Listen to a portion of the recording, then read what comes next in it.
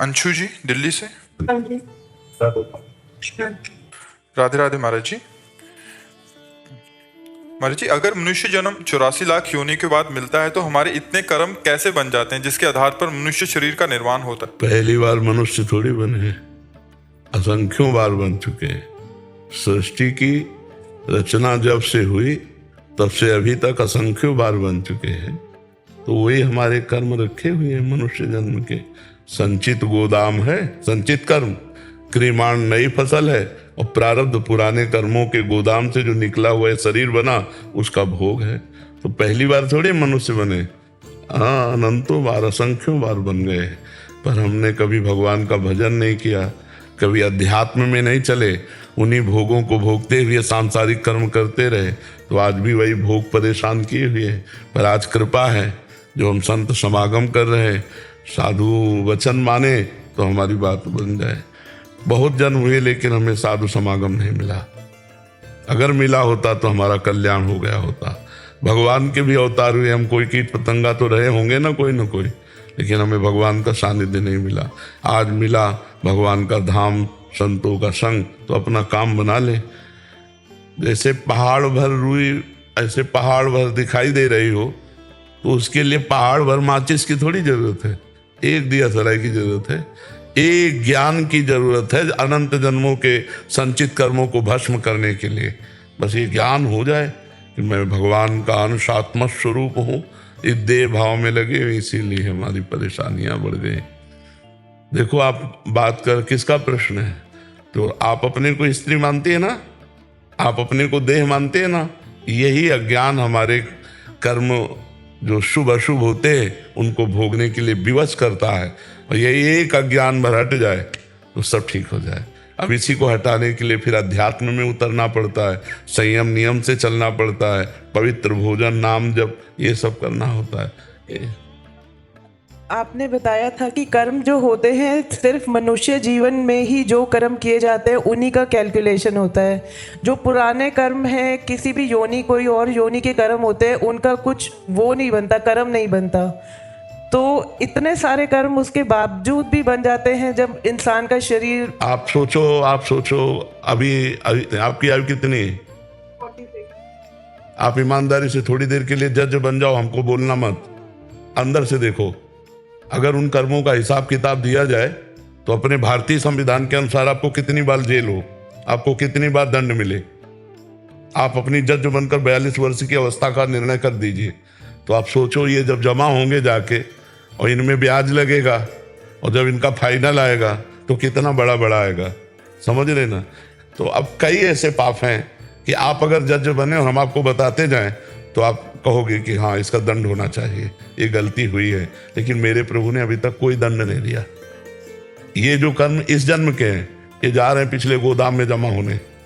ऐसे ही हमारा बार बार जन्म हुआ है और हमने बार बार गलतियां की हैं और वो सब स्टॉक जमा है।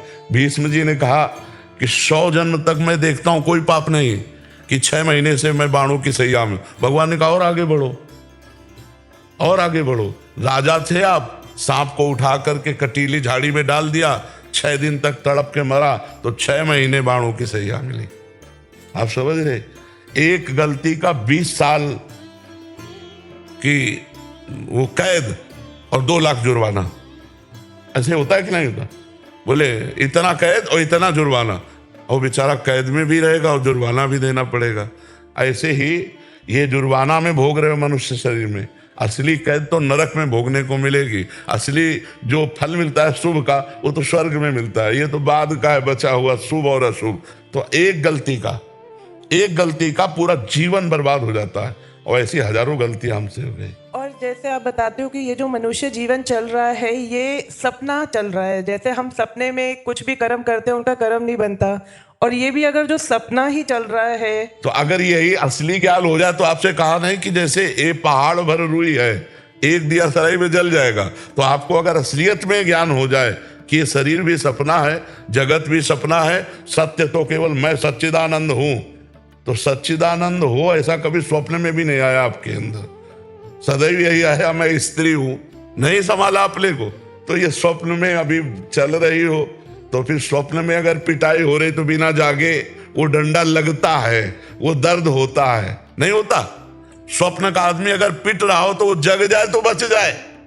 तो भैया ये लंबा स्वप्न है, इसमें फांसी भी होगी, गोली भी मारी जाएगी, लगेगी, पर जब जगोगे तो नहीं लगेगी, क्योंकि आत्मस्वरूप में नैनम छिन्दन्ति शस्त्राणि नैनम दहति पावका न चैनम क्लेदयन्त्यापो न शोष्यति मारुता। सच्चा ज्ञान जब तक नहीं उत्पन्न होगा तो इस स्वप्न में हमको पिटाई भी होगी और सुख भी मिलेगा। दोनों चीजें है, सुख और दुख का खेल चल रहा है, तेज चल रहा है।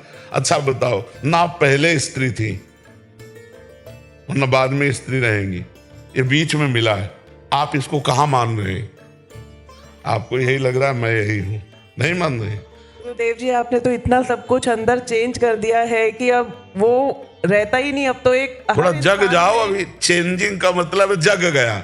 जग गया जे ही जाने जग जाए हेराई, जागे जथा स्वपन भ्रम जाई। जिस परमात्मा तत्व के जान लेने के बाद ये संसार खो जाता है, एकमात्र परमात्मा दिखाई देता है। इन सब मंदिरों में परमात्मा बैठा हुआ है। जब ऐसा अनुभव होने लगेगा ना, तब पता चलेगा कि मोह निद्रा से अब हमारे नेत्र खुल रहे, और जहां जगे तो जो वो है वही तुम हो। खत्म खेल, खत्म, जीवन मुक्त हो गया। अब ये बात में तो खत्म हो गया, लेकिन अनुभूति होना जब भूख लगती है प्राणों को, तब ये ध्यान नहीं रहता कि प्राणों का धर्म भूख है, मेरा नहीं। जब अलग अलग इंद्रियां अपना अपना वेग धारण करती हैं, तो वही ज्ञानी है जो उस वेग को सह कर शांत होकर, नहीं मैं कोई स्त्री पुरुष नहीं, मैं सच्चिदानंद परमात्मा हूं, इसी में स्थित, तब वो आगे बढ़ पाता है। अब देखो कितना कठिन है। एक व्यसन, एक आदत, एक आकर्षण बलात् गिरा के आपसे वही क्रिया करवा देगी। आप देखो सब बैठे हो, एक चाहत नहीं रोक सकते। एक चाहत के लिए पूरी जेल भरी है, अपनी अपनी चाहतों की पूर्ति के लिए ये जेल भरा है, नर्क भरा है, और रोग ग्रसित होता है। इनको मिटा दे वही महात्मा है।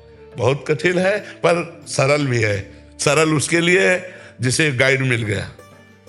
नहीं, भूल भुलैया में सब फंस जाए, लेकिन गाइड वाला वो नहीं फंसेगा, वो इशारा करेगा इधर चलो।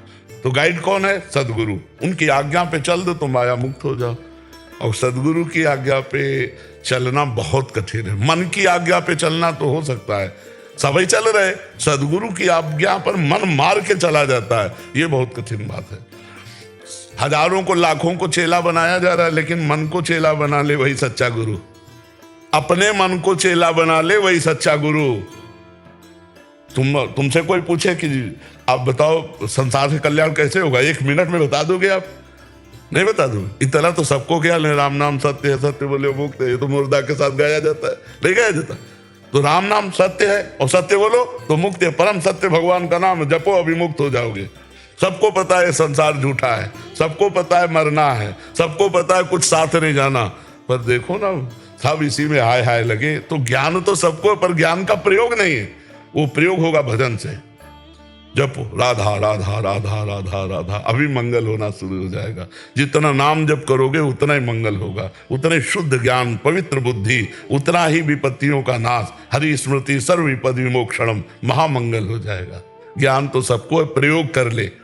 प्रयोग करना बड़ा कठिन है, नहीं और आदमी पाप करो। बात और कहते हो कि जो भजदानंदी घर में होते हैं उनकी 21 पीढ़ियां तर जाती हैं, और 21 पीढ़ी तर जाती है, तो इसका मतलब अगर जो हम पहली पीढ़ी है कोई भजदानंदी की, तो हमारे को थोड़ा कम मेहनत करनी पड़ेगी या मेहनत काफी करनी पड़ेगी? तो आप 21 को बैठाल के थोड़ी चल रही।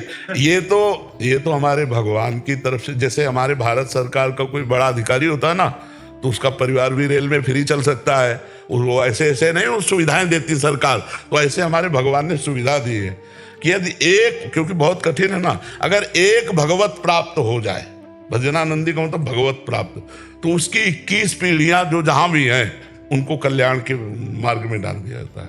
यदि उनको अवसर मिलेगा तो जन्म होगा और भगवत भक्त बनाए जाएंगे भगवान की, मतलब 21 पीढ़ी का कल्याण हो जाएगा। पर पहले अपना तो कल्याण हो पहले अपना कल्याण हो, तब 21 पीढ़ी का कल्याण। इनके किसी ने किया हो ऐसा तो थोड़ा उसके हेल्प मिलेगी हमें। अगर किया होता तो ये मुक्त होते, पक्का समझो। हाँ, ये मुक्त होते। तो अभी मतलब किया नहीं। हाँ नहीं, 7 पीढ़ी आगे की और 14 पीछे की। देव जी, अभी जो मेरे दादाजी थे तो उनके होते हुए तो मैं काफी बड़ी हो गई, तो पहली पीढ़ी हूँ। नहीं, भगवत प्राप्त हो जाएं दादाजी। हो जाऊं वो तो भगवत प्राप्त वो तो पक्का ही है। उनको तो कभी पूरी रात कभी सोते हुए देखा ही नहीं। वो देखो, मेहनत करना और अरबपति बनना दोनों में अंतर होता है।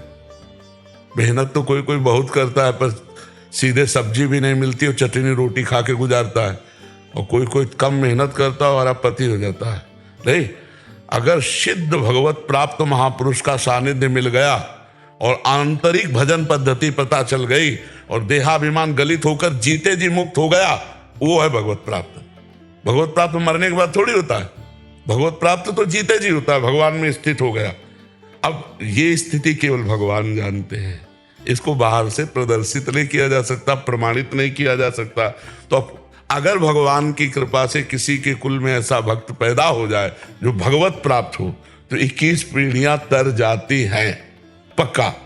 तो अगर हम कह रहे तुम्हारे परिवार में कोई भगवत प्राप्त है, तो इतना मान लो कि आपको ये आज जो अवसर मिला है वो उन्हीं की कृपा से मिला है। अगर उनकी कृपा ना होती तो शायद है यहाँ बैठ करके आप इस तरह भागवतिक चर्चा ना करती। अब अपना कल्याण कर लीजिए, हर समय नाम जप कीजिए और भगवान से प्रार्थना कीजिए कि मेरा शरीर राग नष्ट हो जाए, ये जो शरीर अभिमान है, शरीर भाव है, ये नष्ट हो जाए। जी।